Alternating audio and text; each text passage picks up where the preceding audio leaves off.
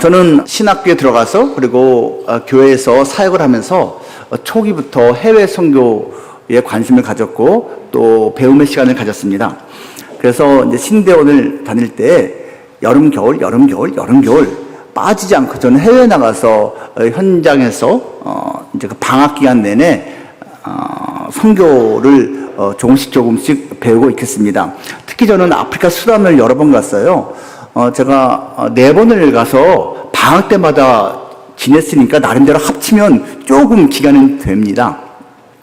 제가 제일 먼저 아프리카 수단 갔을 때가 98년도였습니다. 지금도 그렇지만 여러분 그때는 진짜 못 살았어요. 물론 지금도 북수단과 남수단이 이제 법적으로는 갈라져 있지만 내전이 살짝 남아 있고요. 그때는 엄청나게 싸울 때였지요. 선교사님께서 이제 가이드해 주는 곳에서 이것저것 배우면서 익히면서 봉사 열심히 하면서 그렇게 선교 현장을 익히고 있었습니다. 하루 종일 땀을 흘렸어요. 목이 너무너무 마른데, 이거 물을 구할 데가 없는 거예요. 그래서 물어서, 물 파는 가게로 갔는데, 생수를 아예 안 팔아요. 그냥 음료수를 마셔야 되는 거예요. 오케이! 상관없다. 그래서 제가 코카콜라, 전문용어로 씨앗이 된 거 달라고 했습니다. 시원하게 만든 거 달라고 제가 땀을 막 흘리면서 부탁했어요. 그랬더니 그 아저씨가 콜라를 내왔는데 진짜 시원한 걸 내왔어요. 그 쉽지 않은 거거든요. 와, 이 냉장고가 이 가게에 있구나. 딱 받았어요. 받아갖고선 이 뚜껑을 따려고 딱 보니까 뚜껑이 오란시야. 오란시라고 아시나요? 분명히 코카콜라 병인데 왜 오란시지? 그러면서 내용물을 딱 보니까 내용물이 또한 노란색이에요. 이거 콜라 맞냐고 했더니 콜라래요. 목마르니까 따고선 벌컥 마셨습니다. 오란시였어요. 일단은 목이 마르니까 다 마셨어요. 그래서 제가 물었습니다. 웃으면서, 아저씨, 이거 그냥 오란시 아니냐고, 이게 왜 코카콜라냐고 그냥 말을 했어요. 그랬더니 그분이 뭐라고 하는 줄 아세요? 우리나라는요 모든 물자가 부족해서 재활용을 하는데 병이 코카콜라면 내용물에 상관이 없이 코카콜라라고 부릅니다.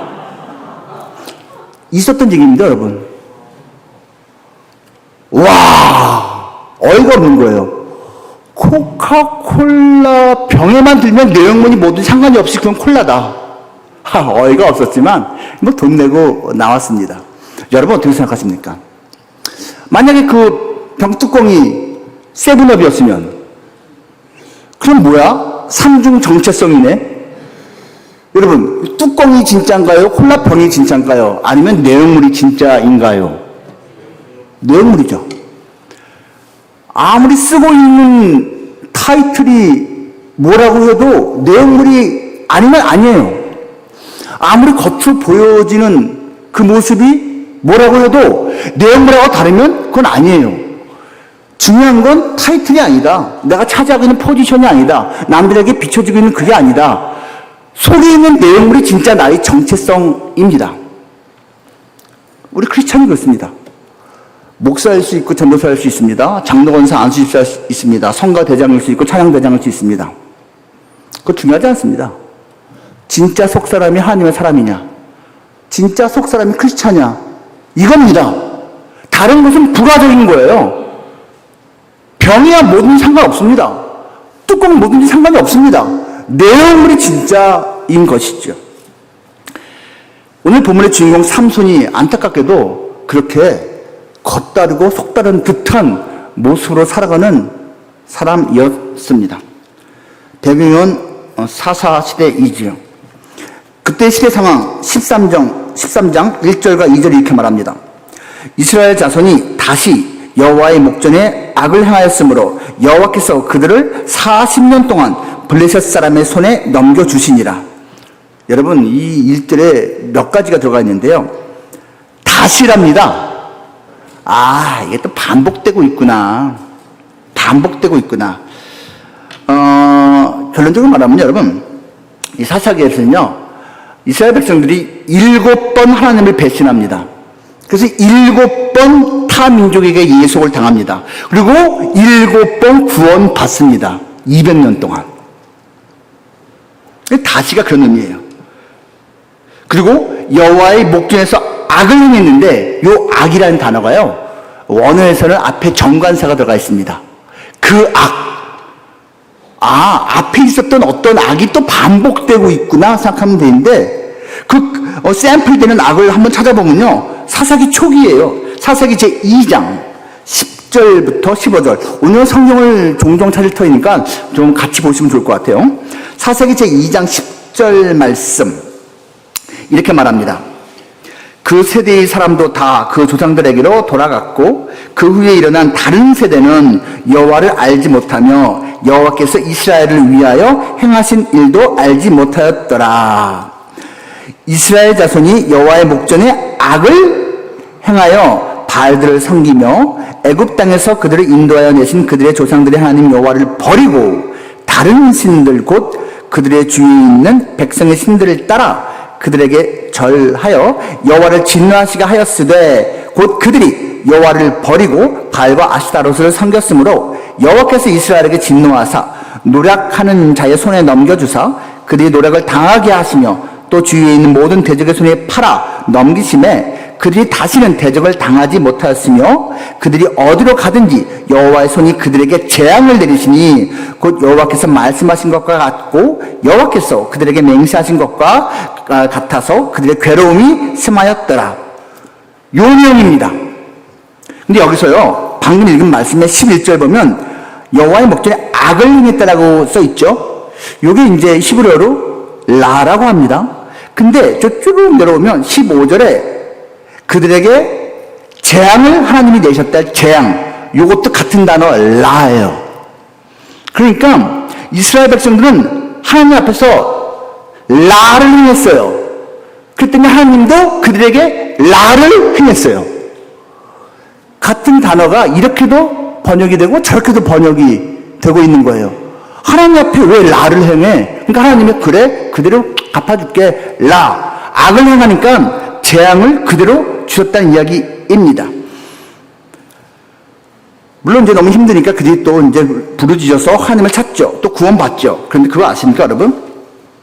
오늘 본문에서는요, 40년간이나 블레셋 치하에 들어가는데 다른 앞의 경우와는 다르게 하나님께 부르짖어 찾는 장면이 안 나옵니다. 참 신기하죠? 부르짖고 하나님이 또 찾아가지고 구원하고 이게 돼야 되는데 요 마지막에 와서는 그게 없어요. 그러니까 하나님이 그냥 오십니다. 하나님의 사자가 이 사람들이 부르짖지도 않는데 그냥 오십니다. 단지파 마노아 집안으로 찾아오십니다. 마노아의 아내는 임신하지 못하고 당연히 출산하지 못했습니다. 단순한 한 집안의 문제가 아닙니다. 이것은 그 당시 이스라엘의 영적인 상태입니다. 영적으로 임신하지 못하고 영적으로 출산하지 못하는 영적인 불모 상태, 불임 상태였다라는 것입니다. 그 여호와의 사자가 찾아와서 그 아내가 임신할 것을 말씀했습니다. 여러분, 성경에서요, 여호와의 사자가 먼저 잉태될 것을 말해준 케이스는 이거 앞에는 이삭밖에 없습니다. 이삭. 그러니까 얼마나 대단한 사건인지 알겠죠? 하나님이 또는 하나님의 사자가 와서 임신할 것을, 출산할 것을 먼저 말씀해 줬다는 것입니다. 그 말해준 그 여호와의 사자의 이름이 뒤에 밝혀집니다. 18절에서 기묘자라고. 기묘자가 말씀해 줬습니다. 우리는 알고 있습니다. 그 기묘자의 이름이 또 다른 곳에 나오는 것을. 이사야서 제9장 6절에 기묘자가 나옵니다. 어떤 장면이죠? 예수 그리스도가 장차 태어나실 것을 예언하는 장면입니다. 거기서 태어날 그분이 기묘자라고 말을 합니다. 그럼 예수님이 오셔갖고선 천사의 모습으로 오셔갖고선 마노아 부부에게 말씀하신 건가? 라고 생각하는 신학자들도 꽤 많이 있습니다. 어쨌거나 하나님이 말씀하신 것은 틀림없습니다. 그리고 무슨 말씀을 주셨습니까? 블레셋으로부터 구원을 시작하는 자가 될 거다. 그리고 나실인이야. 태어날 때부터 하나님이 찍었어. 나실인으로. 여러분 나실인 아시죠? 자기 몸을 구별해서 하나님께 드린 자, 그 정도로 생각하면 될 것입니다. 여러분 민수기 6장 등등에서 잘 말해주고 있습니다. 이 사사기 13장 오늘 본문 그리고 뒤에 부분 보면요, 나실인 규약을 짧게 해서 3번이나 반복합니다.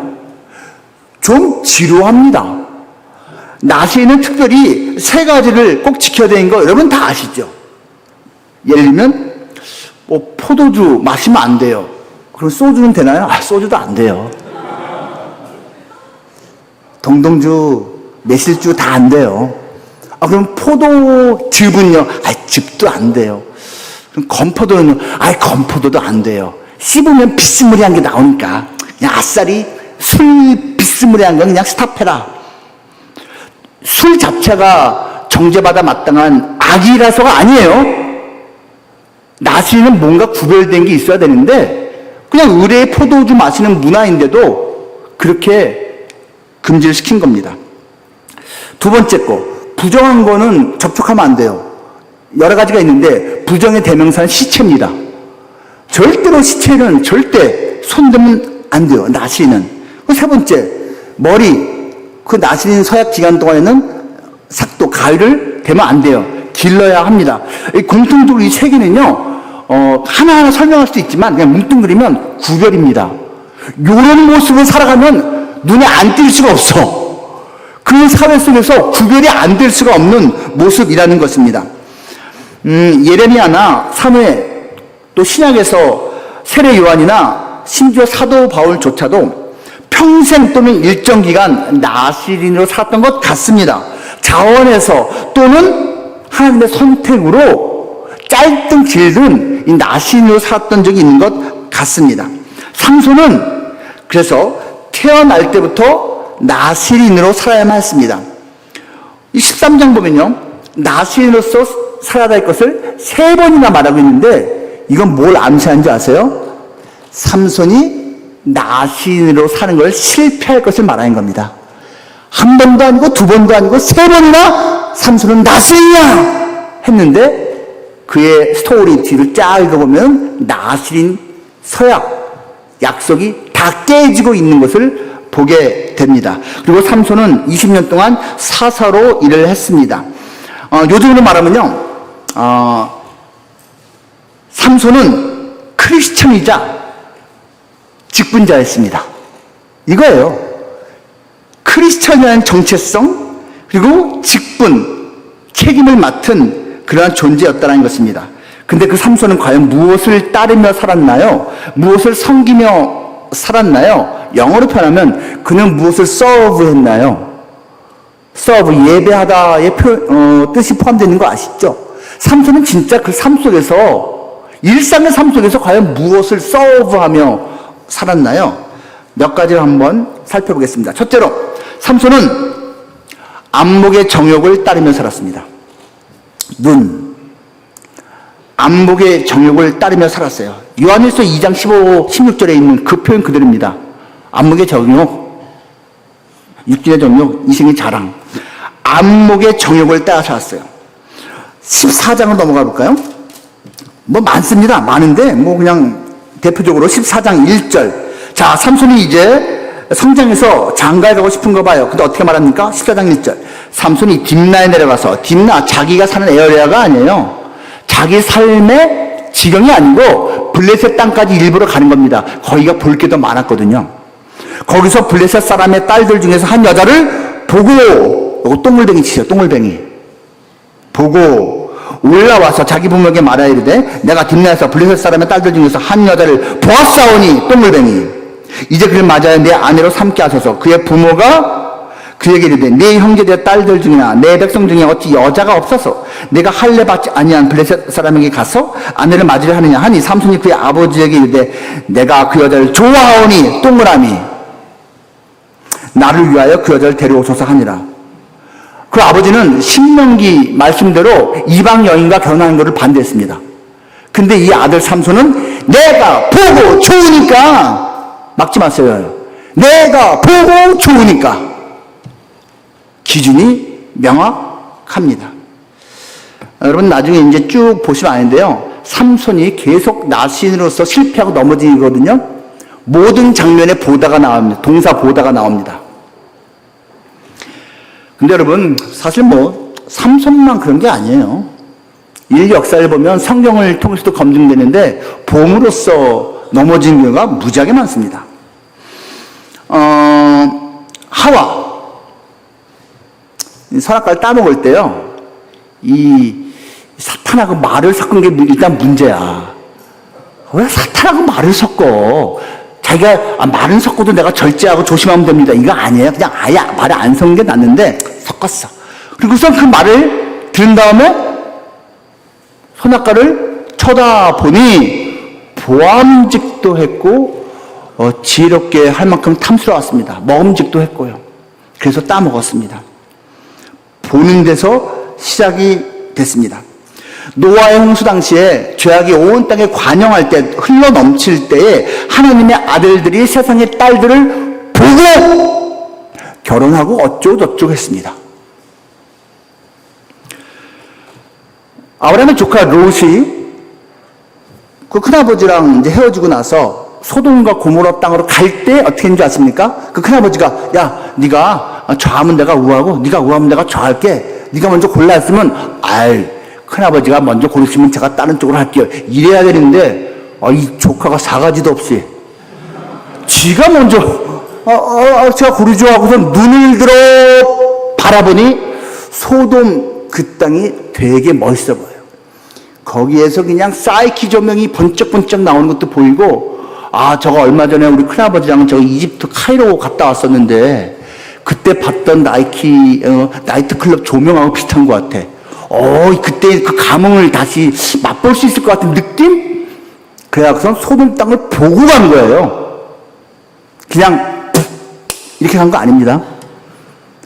보고 갔고, 우리가 알고 있는 그 롯 가족의 결말이 그렇게 나왔습니다. 보고서 참 크게 엎어진 사람 하면 역시 대표적으로 다윗이지요. 전쟁 중인데 왕이니까 그냥 왕궁에서 있었습니다. 근데 눈이 너무 좋아. 몽골 사람들 못지않아. 양쪽 눈이 다 2.0이야. 아무리 왕궁하고 이렇게 붙어 있거나 아마 가까운 거리에 있는 우리아의 집이었겠지만 어떻게 거기서 목욕하고 있는 걸 보지? 딱 보고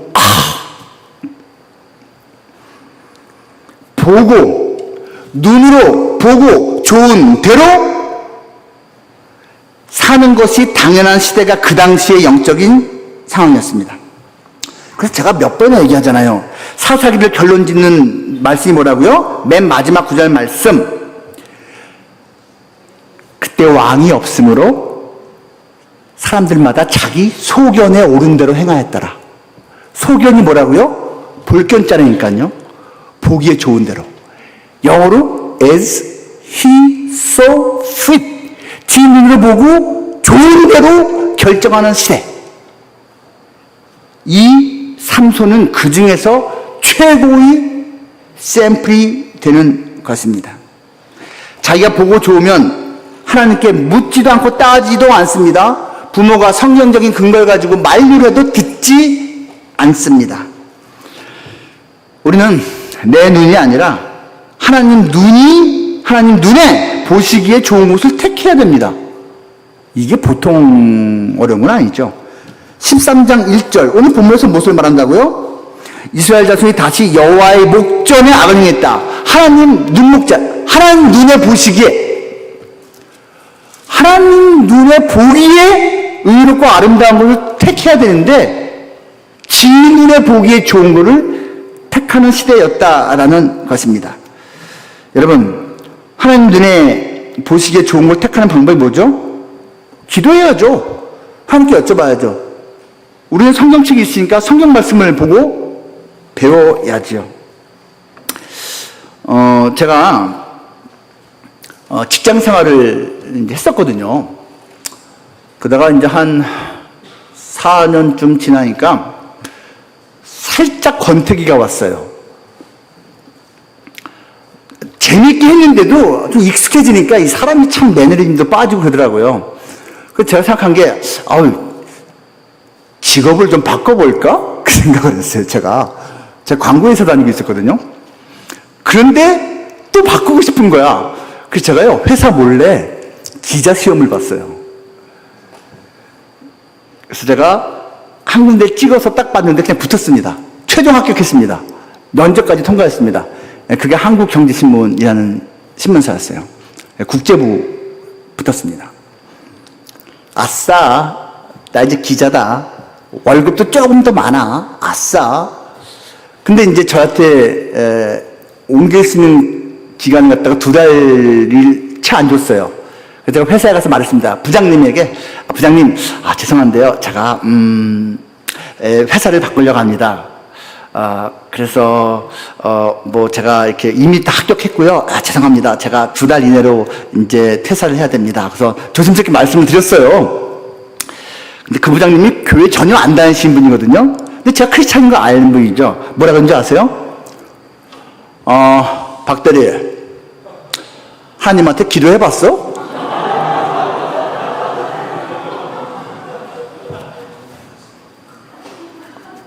저 기도 안 했어요. 직장 옮기는 그 중차대한 문제를 놓고 기도를 안 해봤어요. 제가 무슨 생각하는 줄 아세요? 하나님의 뜻이면 붙겠지. 그럼 붙었잖아? 그럼 하나님의 뜻이겠지. 되게 편하죠, 여러분. 이 논리 괜찮죠? 근데 그 부장님이 딱 말하는데 찔렸어요. 아니요. 기도는 안 해봤는데요. 뭐야, 엉터리구만? 맨날 뭐 하나님 어쩌고저쩌고 하더니, 제가 일주일 기도해보고 다시 말씀드리겠습니다. 그랬어요. 그래? 제가 이틀인가 기도했습니다. 이렇게 기도했습니다. 제가 정확히 기억이 나요. 하나님, 붙었으니까 가는 거 맞죠? 일단 내가 결론을 내려놨어요. 그래서 붙었으니까 가는 거 맞죠? 가겠습니다. 마음 편안하게 해주시고 우리 부장님과 회사 사람들도 마음 편하게 해주세요. 근데 내 마음이 편하지가 않은 거예요. 그래서 사나흘째 기도 제목을 바꿨습니다. 하나님, 허락해 주시옵소서. 합격까지 했는데 아깝잖아요. 하나님, 이런들 어떠하리 저런들 어떠하리, 그곳에 가서 열심히 또 신우회도 만들고 열심히 하겠습니다. 이런 식으로 적당한 괜찮은 타협안을 냈습니다. 마음이 계속 편하지가 않아요. 결국은 제가 5, 6일째 돼서 주님 말씀해 주옵소서. 순종하겠나이다. 가고 싶지만 가지 말라면 안 갑니다. 정확히 말씀해 주옵소서. 그때 마음으로 잔잔하게 들렸습니다. 가지 마라. 제가 일주일 후에 부장님한테 가서 그랬습니다. 없던 일로 하겠습니다. 그랬습니다. 하지만 이제 그 신문사에 연락을 해야 될 거 아니에요. 최종 합격까지 했는데 그 담당 전무님한테 연락을 드렸습니다. 저 박태양입니다. 그래요. 박태양 씨 어쩌고 제가 못 가게 됐습니다. 왜? 회사에서 안 가져요? 그런 거 생각하지 말아요. 걱정하지 마요. 그게 아니고 제가 자꾸 누가 말려서요. 누가 말리는데요? 제가 솔직히 말했습니다. 하나님께서요. 이렇게 했어요. 그랬더니 저쪽 반응이 제가 지금도 잊혀지지 않는 게 전부님이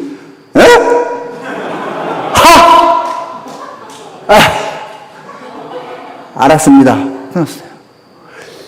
어이없다는 거죠. 근데 그거 맞았어요, 여러분.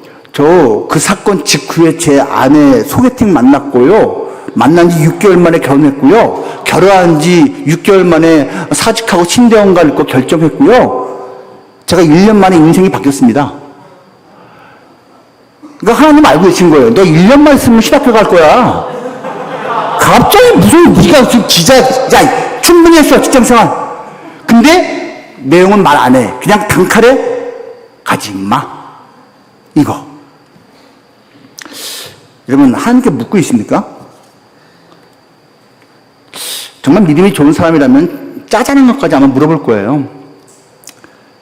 근데 여러분, 아무리 믿음이 없어도 그렇지. 큰 거는 물어봐야죠. 큰 거는 여쭤봐야죠. 기도하지 않는 것은 영적인 무호흡증입니다.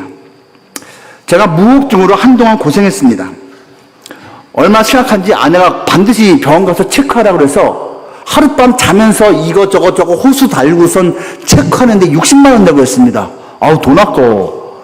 근데 60만 원 내고 체크를 해주더라고요. 제가요, 딱 6시간 자고 일어났거든요. 그래프 나온 거 보니까, 와! 6시간 중에서 제가 호흡을 안 하고,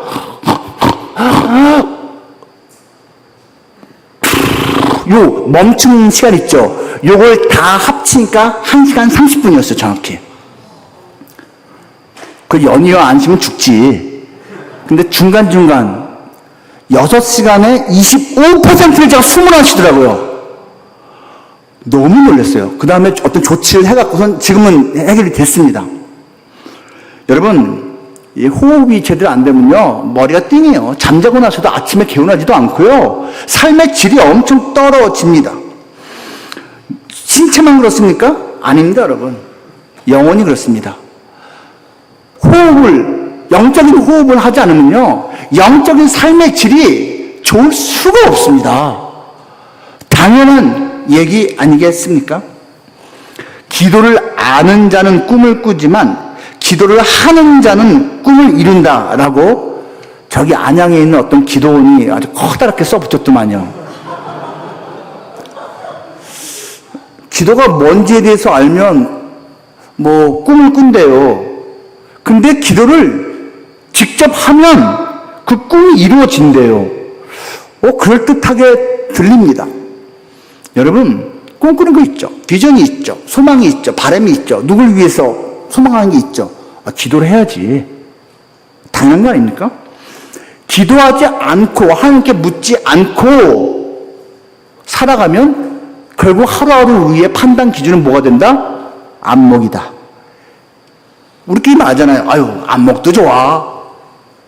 여러분, 안목이 좋아봤자예요. 하나님이 골라주신 거하고는 이건 비교가 안 됩니다. 제가 이제 논사에서 훈련을 이제 저도 받았는데요. 기초 훈련을 받았는데요. 한 번은 너무너무 고생한 날이 있었어요. 각계 훈련 전투 받을 때입니다. 뭐 백병전 뭐 달려가서 뭐 허수아비 같은 거 치고 찌르고 뭐 하는 건데, 지금도 그런지 모르겠는데 그 당시는요, 백병전 할 때 누가 물 마시면서 싸우냐 하고선 그 시간 동안은 물을 안 주더라고요. 하루 종일 땀을 흘리고 9월 달에 제가 그 훈련 받았는데 땀을 죽어라고 흘렸는데 물은 안 주고, 이제 끝나고 숙소 돌아가면 물 마시는 거래요. 입술이 바짝바짝 트고 피 나오는 거 그거 아시죠? 너무 괴로웠어요. 오후 4시 반인가? 5시인가 끝났어요. 드디어 훈련이. 야, 신난다. 가려고 해서 4명씩 줄지어서 176명이, 숫자도 기억합니다. 쫙 서 있는데 마지막 가기 직전에 중대장이 그러는 거예요. 야, 저기 뒤에 2줄 8명 나와. 거기도 끼었어요. 그랬더니 저기 교보제, 우리가 사용했던 여러 가지 자재들 저거 좀 정리 좀 하고 와. 아이씨, 하필이면 176명 중에서 8명 끼어갖고서 남들은 편히 쉬고 있는데 우리 8명은 저희가 갖고선 한 10분을 갖다가 더 그냥 쌓는, 아이씨, 에이씨 하고 땀 흘려가면서 막. 제가 그날이 구름이 한 점도 없는 날이었거든요. 제가 하늘을 바라보면서 저도 모르게 그런 기도를 했어요. 하나님, 구름도 한 점 없이 막네요. 더워 죽겠네요. 근데 담대하게 기도하노니 비를 주옵소서 그랬어요, 제가. 여러분, 괜찮은 믿음이죠? 사람이 목이 마르니까 마른 하늘에 비 달라고 기도, 하나님, 비를 주옵소서. 하늘이 파래. 나 몰라. 비 줘요. 하나님, 난 몰라. 비 줘요.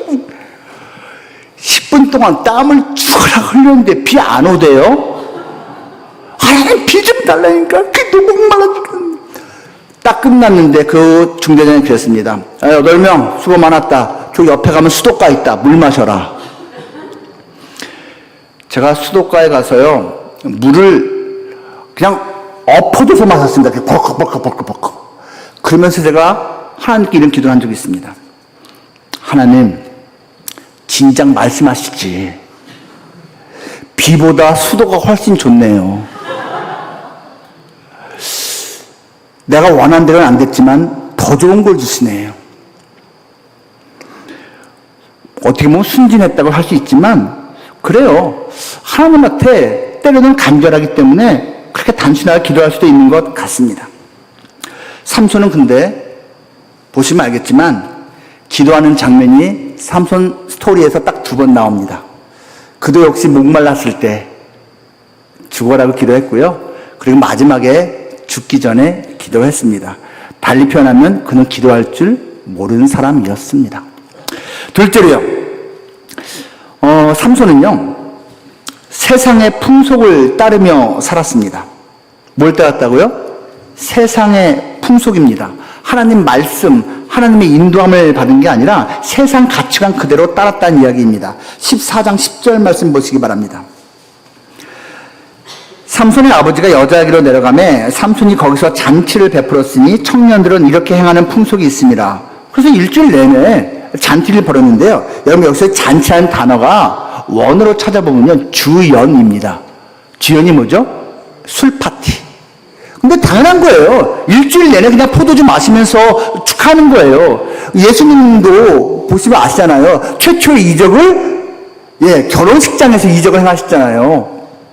거기 가서 가나의 혼인잔치에서 포도주 만드셨잖아요. 뭐 당연한 당대의 이때도 있던 풍습이었어요. 근데 문제는 뭐예요? 아무리 결혼의 주인공이라고 해도 이 삼손은 나시린이기 때문에 술 가까이 하면 안 돼요. 그냥 술을 그냥 나눠주기만 했지 본인은 안 마셨겠죠. 아니에요. 여러 가지 정황상 그도 같이 즐겼던 것이 틀림이 없습니다. 세상에서 아무리 그것이 아무렇지도 않은 듯 행해져도 하나님께서 아니라고 하면 아닙니다. 하나님께서 노라고 하면 노라는 이야기예요.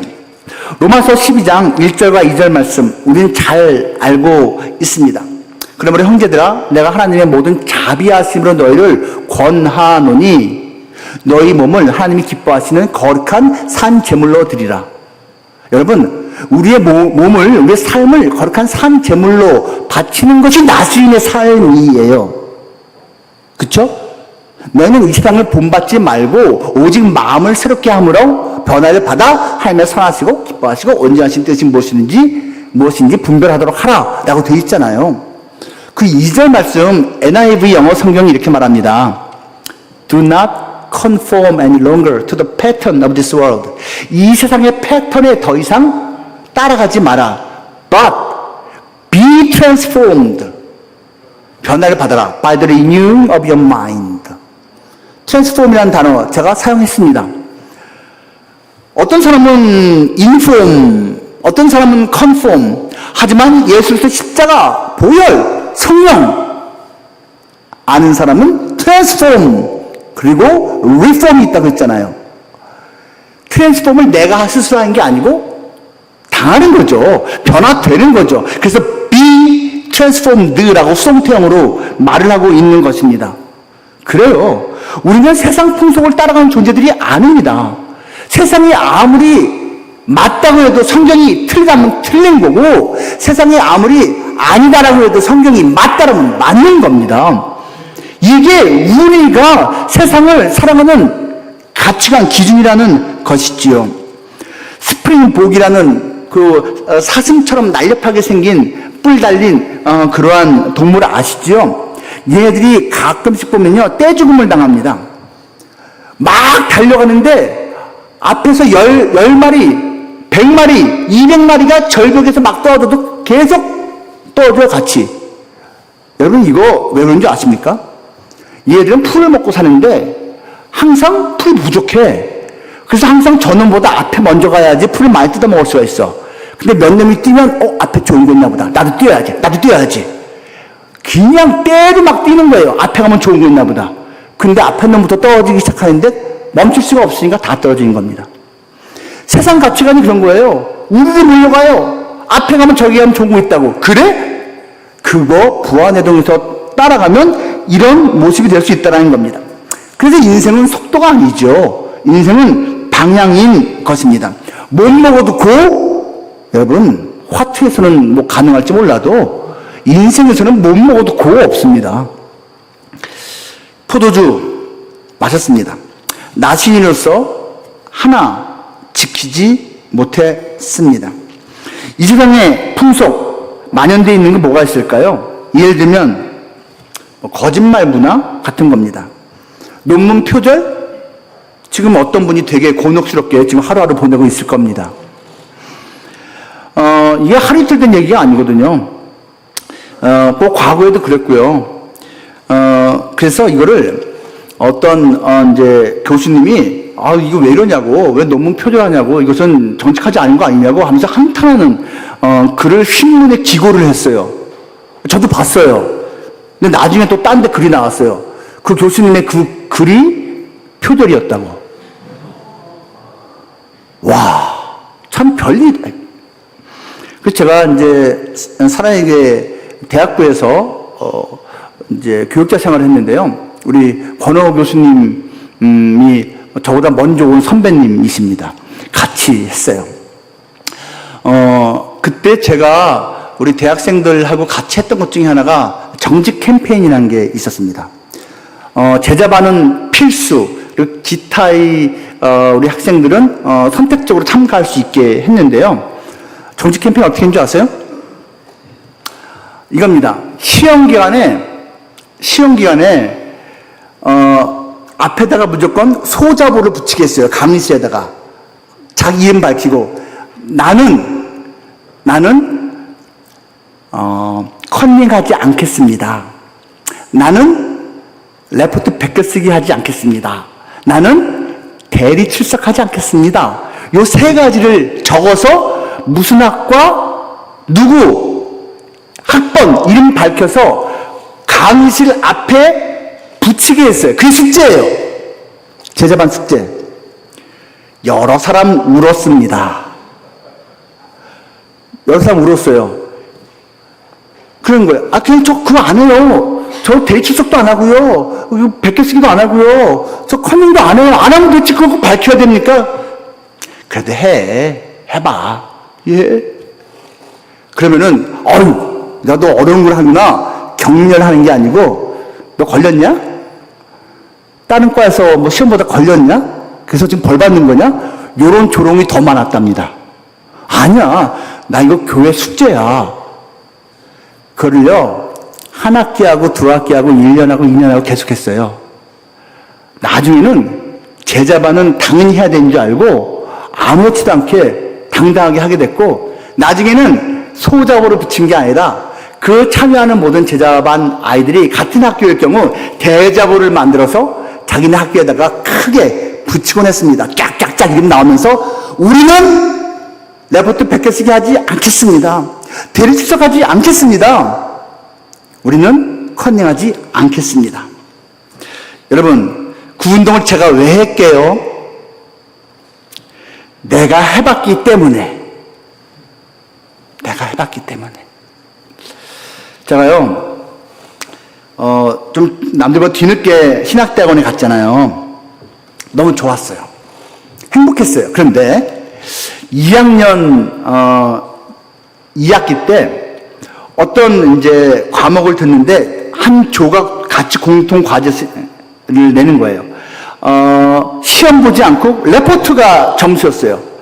그런데 같은 조가 된 처음 보는 낯선 후배 전도사님이 그러는 거예요.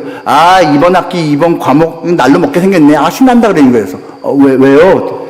나 이거 대학교 4학년 때 했던 거예요. 근데 교수님이 비슷한 과제 내주셨네. 요거 형님들 걱정하지 마세요. 내가 했던 거 있으니까 이거 그대로 내겠습니다. 그리고 형님들이 그냥 사인만 하세요. 제가 그 얘기를 듣고 할렐루야, 아싸, 이거 한 학기 꽁으로 먹었다. 한 과목 신난다. 다른 사람들도 4명이었는데요. 그 막내 후배가 과거에 냈었던 레포트 다시 가져와서 약간만 바꾸고 바깥에다가 우리 이름 쓰락 써갖고선 제출을 당당하게 했습니다. 점수 나왔습니다. 잘 나왔습니다. 자, 문제는 그게 2학년 2학기였네요.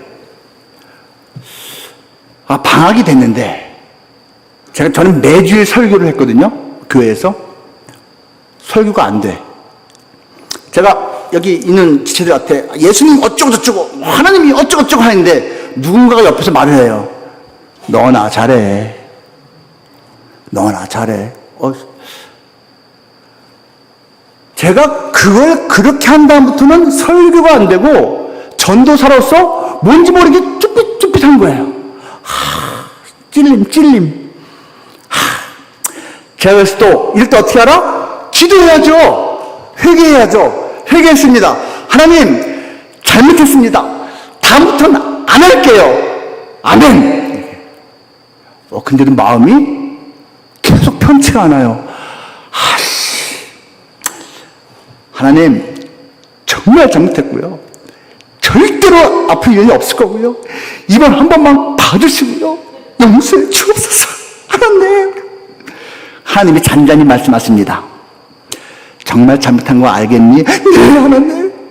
그럼 자수하여라. 자수요? 하나님, 점수 이미 나왔어요. 무슨 자수하여라. 그때 그 담당 과목 교수님이 정은택 교수님이라는 분이었어요. 신약 마태복음. 지금 돌아가셨습니다. 고민하다가요, 알겠습니다 했습니다. 제가 편지를 썼어요. 편지를 썼습니다. 저 무슨 누굽니다. 이런 과목 이렇게 했습니다. 잘못했습니다. 제가 학점이 이렇게 나왔는데요. 저 F학점으로 바꿔주십시오. 솔직히 썼습니다. 그래서 보냈습니다. 그리고 우체통에 가면서 이런 바람을 가졌습니다. 배달이 안 되기를. 일단 나는 순종했는데 배달이 안 되면 뭐 나하고 상관없잖아요. 배달했습니다. 그리고 나서 이제 방학이 끝날 때쯤에 이 점수가 바뀌었는지 확인해야 될 거 아니에요. 확인했습니다. 학교 가서 F학점으로 바뀌어 있었습니다. 빵꾸 났습니다. 다시 재수강을 해야 되게 생겼습니다.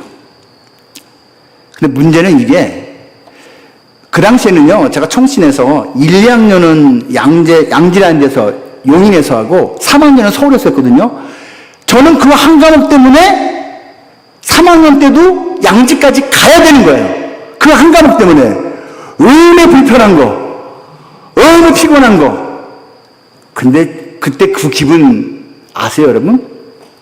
행복했어요. 몸은 피곤했지만 내 영혼은 자유로웠다.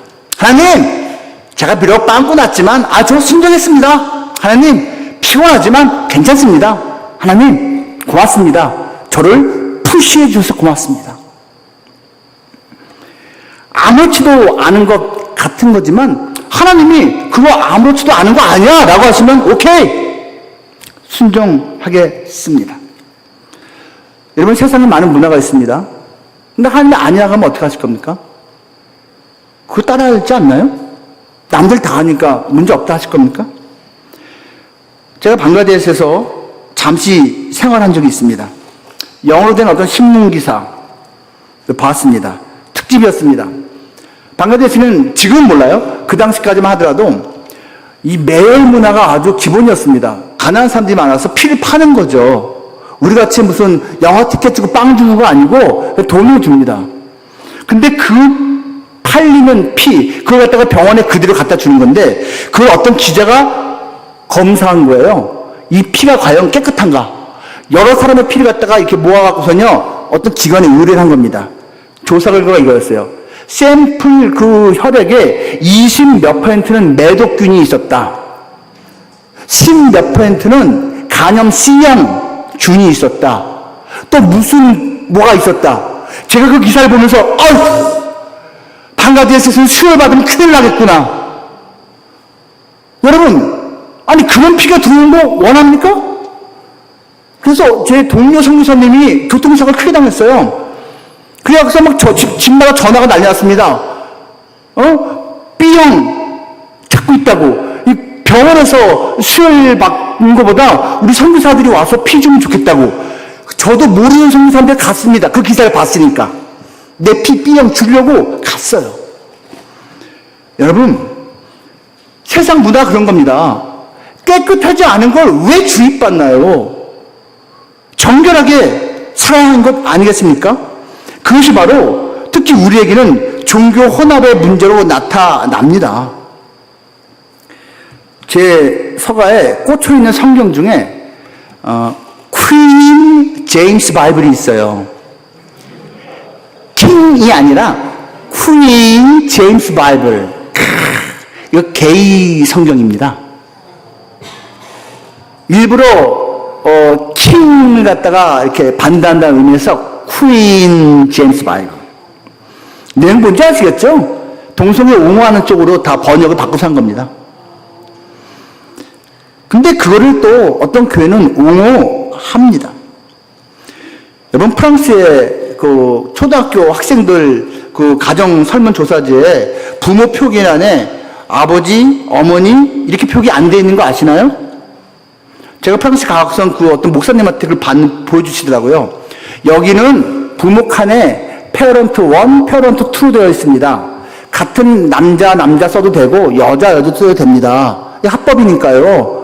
그래서 거기서 뭐 father, mother 이 칸이 없습니다. 그냥 parent 1, parent 2. 이게 문화잖아요. 이 문화가 스물스물 번지고 있고 우리에게도 오고 있습니다. 세상 풍조는 나날이 변하여도 나는 내 믿음 지키리니. 여러분, 세상 풍조는요 나날이 변합니다. 그래서 제가 공부한 어떤 신학교에서는요 이런 캐치프레이즈를 갖고 있습니다. Reaching a changing world. 변화하는 세상에 도달하는 거예요. With God's unchanging word. 하나님의 변치 않는 말씀을 가지고. 우리의 삶의 기준은 변치 않는 하나님의 말씀이에요. 솔라 스크립투라입니다. 그것이 우리의 삶의 기준이지 세상의 풍속이 아니라는 것입니다. 마지막 셋째로요. 나실인이자 사사인 삼손은 과연 무엇을 따르며 섬기며 살았을까요? 이것입니다. 그는 순간의 이익을 따르며 살았습니다. 영원한 것을 보지 않고 눈앞의 이익, 유익을 선택하며 살았다라는 것입니다. 보시겠어요? 14장 8절과 9절입니다. 얼마 후에 삼손이 그 여자를 맞이하려고 다시 가다가 돌이켜 그 사자의 죽음을 본즉 동그라미 사자의 몸에 벌떼와 꿀이 있는지라 손으로 그 꿀을 떠서 걸어가며 먹고 그의 부모에게 이르러 그들에게 그것을 들여서 먹게 하였으나 그 꿀을 사자의 몸에서 떠왔다고는 알리지 아니하였더라. 이 내용 아시죠? 첫 번째 아내를 얻을 때 그 블레셋 마을 그 여자 집에 내려가는데 사자가 중간에 나타났네. 이 사자가 간이 벗지 누군 줄 알고 삼손 앞에 으르렁 나타난 거야. 삼손이 어쭈 하고선 딱 잡은 거야. 그때 아마 사자가 뭔가 다른데? 하고 도망을 치다가 결국 잡힌 것 같아요. 어떻게 죽었을지 궁금합니다. 입을 찢어 죽였을까? 숨통을 쥐어 죽였을까? 그냥 내패드기 쳐 죽였을까? 어쨌건 사자가 죽었어요.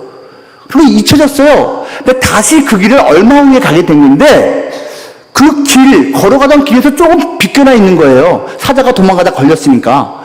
그 곳에 그 시체가 그대로 있나 하고서 가보니까 그대로 있는데 거기에 벌떼가 꿀을 모아놨어요. 이거 웬 꿀? 보는 사람 없네. 이거 맛있어라. 손이 또 얼마나 컸겠어요, 삼손이. 부모님께 갖다 드려야지. 갖다 드립니다. 그러면서 어디서 났다고는 말을 했다, 안 했다? 안 했다. 왜 안 했을까요? 말하면 안 된다는 걸 알고 있었어요. 왜요? 시체에서 떠온 거니까. 나스린인데 왜 시체에 손을 대? 아니, 그럼 그 귀한 꿀, 그거를 그냥 버립니까? 아니, 귀한 거 말고 문제가 아니고 시체라니까? 나스린은 아까워도 그 말 할 수 없는 거야. 근데 삼손은 시체인 줄 알면서 떠서 먹었습니다. 그뿐만이 아닙니다. 15장 14절 15절. 삼손이 레히의 이름에, 레히는 특별한 뜻입니다. 블레셋 사람들이 그에게로 마주 나가며 소리 지를 때 여호와의 영이 삼손에게 갑자기 임하시매 그의 팔 위에 밧줄이 불탄 삼과 같이 그의 결박되었던 손에서 떨어진지라. 삼손이 나귀의 새 턱뼈를 보고, 여기 턱뼈는 아까 나온 레히 같은 단어예요. 보고 동그라미 보고 손을 내밀어 집어들고 그것으로 1000명을 죽였다. 꿀도 봤어요. 이 턱뼈도 봤어요. 이 턱뼈 집어들고 블레셋 사람 1000명을 죽였어요. 대단한 거죠. 근데 문제는요, 성경은 일부러 새 턱뼈라고 말합니다. 죽은 지 얼마 안 되는 시체의 턱뼈. 그냥 턱뼈 하면 될 거 아니에요. 근데 아니에요. 죽은 지 얼마 안 되는 시체의 턱뼈. 건드리면 안 되는 거였어요. 근데 삼손이요, 아이씨, 이것들 쳐부셔야 되는데, 뭐 없나? 가만 있어. 이거 잡기 딱 좋은데, 이거 시체네? 몰라! 1000명. 부정한 거, 낚시는 손대면 안 돼요. 아니, 그래, 뭐 혼자서 일대 쳐나는데, 무기도 없이 싸웁니까? 그거 쓸 수도 있는 거지. 아니, 턱뼈 때문에 이겼습니까? 무기 때문에 이겼어요? 다윗이 돌이 좋아서 이겼습니까? 이긴 거는 하나님의 영이 임해서 이긴 거예요. 돌 잡고 싸웠으면 졌을까요? 턱뼈가 아니라 뭐 정강이 뼈 잡았으면 졌을까요? 상관이 없어요. 근데 그는 아무 생각 없이 시체 손을 댔습니다. 자, 이제 나수인 규약 2번째 것까지 깼습니다. 그럼 마지막 남아있는 게 뭐예요? 머리털. 이것까지 깹니다. 들릴라가 유혹합니다. 워낙 여자를 좋아해서 이 여자 저 여자 막 다니던 사람입니다.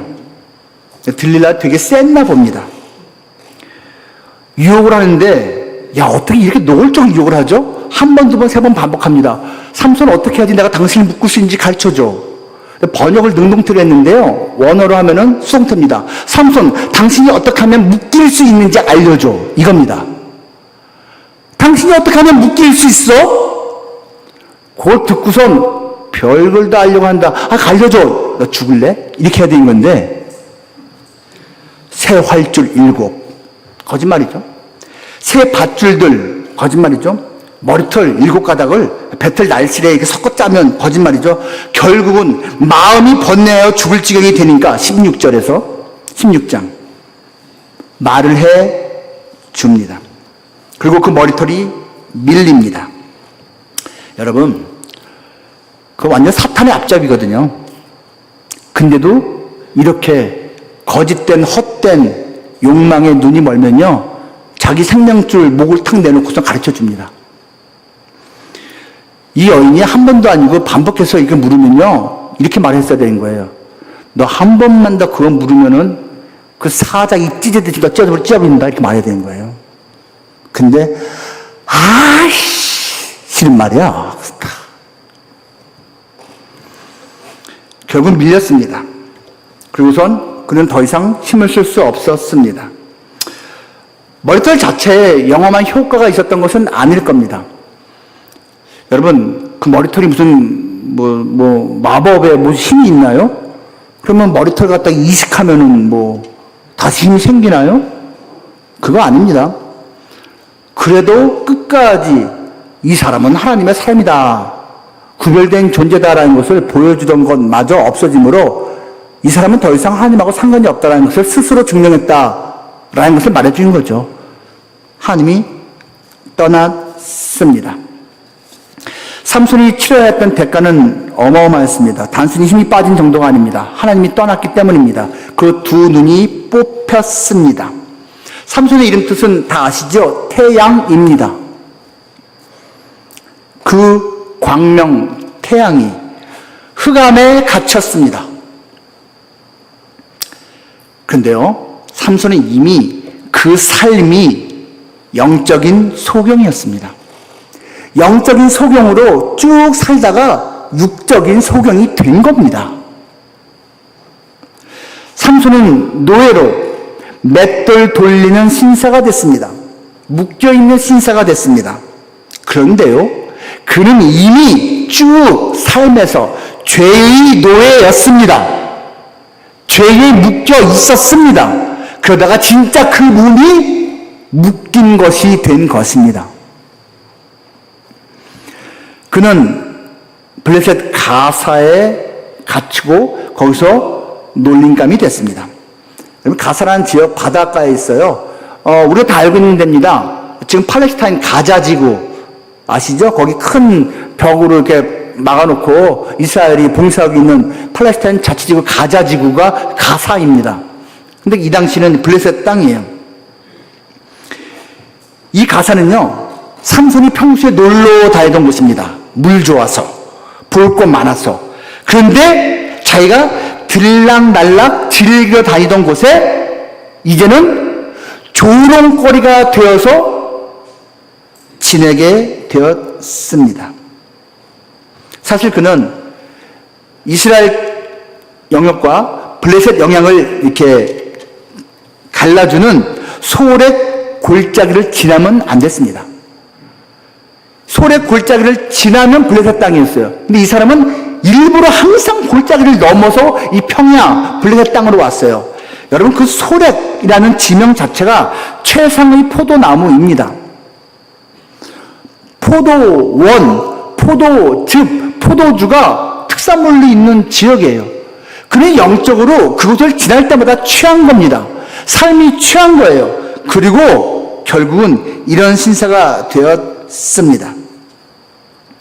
안타깝습니다. 어떻게 이렇게 됐습니까? 낮은 대로 임하소서라는 소설 또는 영화를 제 또래의 분들은 다 압니다. 여러분 아마 모르실 거예요. 안요한 목사님의 실화 스토리입니다. 안요한 목사님, 아버지가 개척교회 목사님이었습니다. 근데 너무 가난한 게 싫은 거예요. 너무 싫은 거예요. 그래서 교회 입구에다 어느 날 주일날 크게 써붙였습니다. 하나님은 없다. 안요한 복음. 뭐 아들이 이 정도면은 얼마나 교회가 난리가 났겠습니까? 반항심이 가득했죠. 하지만 머린 좋았나 봅니다.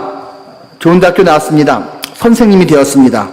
한국 땅 사기 싫다고 미국에 이제 유학이 아니고 이민 신청했는데 허락을 받았어요. 와, 똑똑하죠. 이제 곧 미국 갈 수 있다. 부푼 꿈을 안고 있는데 이게 웬일입니까? 갑자기 눈이 흐물흐물하더니 안 보이는 거예요. 병원 갔는데 병원에서 아유 안타깝습니다. 실명입니다. 당시 한국 기술로는 고칠 수가 없는 갑작스러운 실명을 겪었습니다. 그 아내와 자식들은 친정집으로 그냥 가버렸습니다. 그리고 끊어져 버렸어요. 갑자기 학교 선생님이 서울역 앞에 노숙자가 됐습니다. 구걸하는 신세로 인생이 확 바뀌어버렸습니다. 얼마나 많은 회한이 있었을까요? 어느 날 지나가는 누군가가 구걸통에다가 책을 툭 던져놓고 왔습니다. 만져보니까 느낌막상 알겠어요. 성경책이야. 아, 누가 성경책을 놓고 왔는데, 근데 문제는 내가 읽고 싶어도 못 읽어. 그래서 가지고 같이 공동체 생활하는 거지들에 가서 나 이 책 좀 읽어줘 하고 부탁을 했습니다. 누군가가 그냥 아무데나 탁 펴서 읽어줬습니다. 그게 여호수아서 1장이었습니다. 여호수아서 1장 9절에 뭐인 줄 아시죠? 담대하라, 놀라지 말라. 두려워하지 말라. 네가 어디 가든지 내가 너와 함께 할 것이다. 그 말씀이 이분에게 빛으로 꽂혔습니다. 용기를 냈습니다. 신학교 갔습니다. 목사가 됐습니다. 한평생 맹인 목사로 살았습니다. 물론 그분의 스토리가 퍼지면서 영화도 되고 소설도 나왔습니다. 근데 이분이 더 놀라운 건 뭔지 아십니까? 세월이 많이 흐른 다음에 누군가가 제안을 했습니다. 목사님, 이제 우리나라도 많이 발전해서 혹시 또 모릅니다. 병원 한번 가보십시오. 혹시 압니까? 다시 눈을 뜰 수 있을지? 에이, 해보세요. 검사를 받았습니다.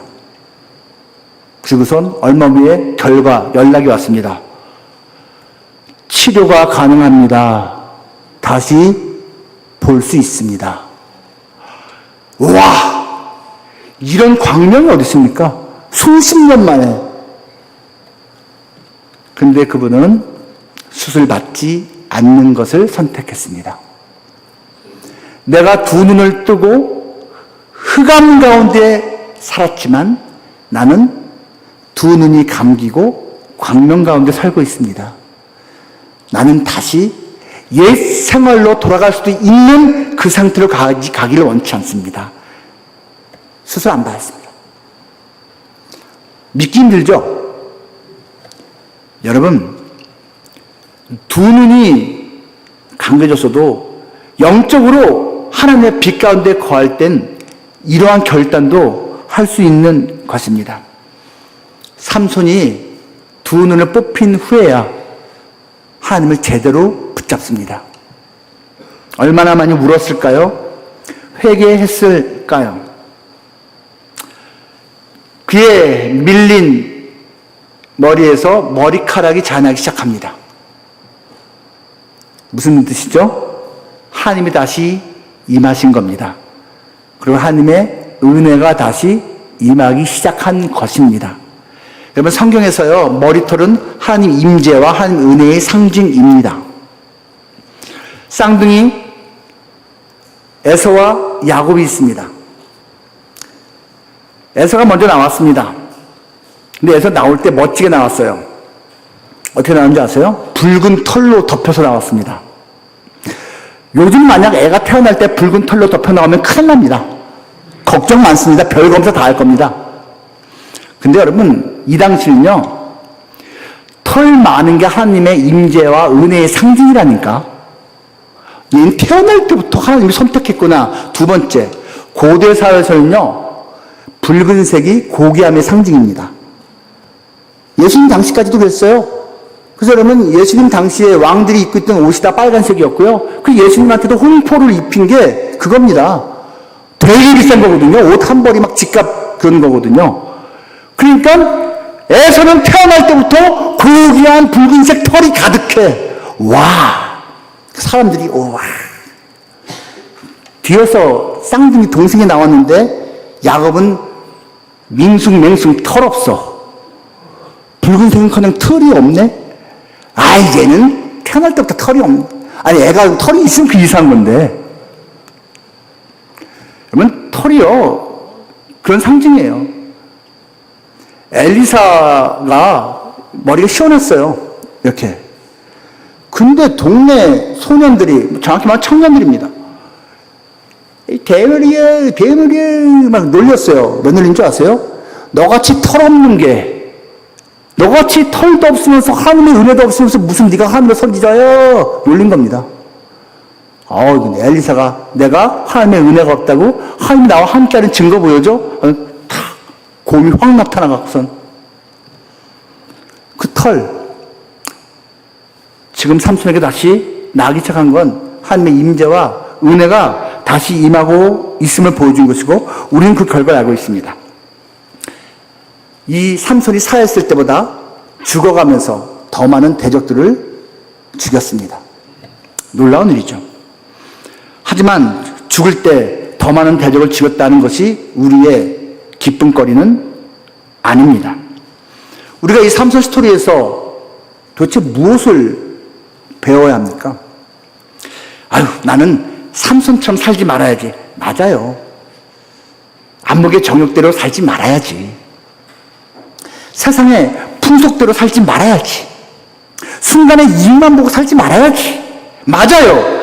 근데 여러분, 그 마음이 있어야겠지만 우리는 연약해서 살다 보면 마음먹은 대로 못 살 때가 있습니다. 여러분은 반드시 실패한다라고 제가 저주를 하는 것이 아니라 우리는 실수에 매우 익숙한 사람들이라는 것입니다. 그럼 우리에게 필요한 것이 무엇입니까?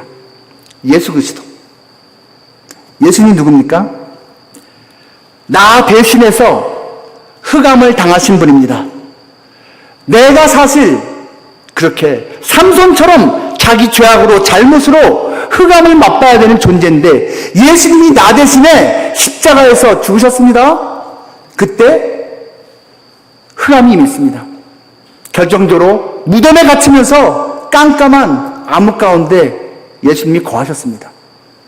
내가 당해야 될 흑암을 예수님이 당하셨습니다.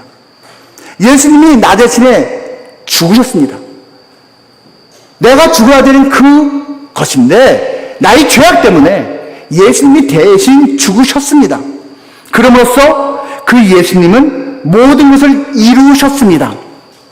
삼손 같은 나스린이 사사가 이루지 못한 것을 예수님이 다 이루셨습니다. 삼손 나스린이었습니다. 구별된 하나님의 사람으로 살아야만 했습니다. 그렇게 못 살았지요. 근데 예수님은 사셨습니다. 여러분, 나스린 그리고 나사렛 예수 할 때 나사렛 어근이 똑같습니다. 예수님이 궁극적인 나스린이에요. 하나님 보시기 흠이 없는 완전히 구별된 존재세요. 나는 하나님 앞에서 설 수 없어요. 내가 아무리 잘 살려고 애써보세요. 하나님 앞에서 절대로 온전하게 인정받으신 존재가 아닙니다. 예수님만이 하나님 앞에 설 수 있는 온전하신 구별된 분이십니다. 그 예수님이 내 안에 있을 때 내가 감히 하나님 앞에 설 수 있는 겁니다. 완전한 나시이신 그 예수님이 내 안에 있어야 됩니다. 삼손 사사입니다. 저지라고 하죠. 재판관, 심판자입니다. 그는 온전한 사사의 모습이 아니었습니다. 하지만 온전한 심판자가 계십니다. 예수님이에요. 예수님의 초림은 구원자로 오신 거지만 예수님의 재림은 심판자로 오십니다. 그 예수님이 진정한 영원한 사사이십니다. 그 예수님이 내 안에 계셔야 돼요. 그래서 이 시대의 나시린이자 사사로 살고 있는 우리가 감히 하나님 앞에 설 수 있는 거예요. 우리가 단순히 삼손의 모습을 보면서 난 저렇게 살지 말아야지 하며 살면 나도 삼손처럼 살게 됩니다. 하지만 예수 그리스도가 내 안에 있으면 그 예수님이 완전한 나시린, 완전한 삼손의 그 모습을 이루셨기 때문에 그 의가 하나님 앞에 인정될 수 있는 것입니다. 그 예수님이 내 안에 왕으로 계셔야 되는 것입니다. 혹시 목회하고 사역하고 인생 살다가 실패할 수도 있습니다. 삼손처럼요. 그때 기억하십시오. 삼손 같은 사람조차도 하나님은 버리지 아니하셨습니다. 삼손의 이름은 소위 말하는 히브리서 13장 믿음장에 그대로 들어가 있습니다. 은혜는 결코 멈추지 않습니다. 하나님은 회복시키십니다. 하나님은 리미션, 용서하시고 석방하시고 대사면, 사면하시고 그리고 병 고치시고 무엇보다도 리미션, 다시 미션을 주십니다. 모두가 사역자로 살아가시는 여러분이기 때문에 정말 축복하며 말씀드립니다. 혹 실패의 순간을 맞이하더라도 다시 회복시키시고 다시 사명 맡기시는 하나님의 은혜는 결코 멈추지 않는다는 것을 기억하시고 끝까지 승리하시기 바랍니다. 완전한 나시린, 완전한 사사이신 그 예수님이 우리를 다스리시고 우리 교회를 다스리시고 우리의 사명을 다스리실 것입니다. 기도하겠습니다.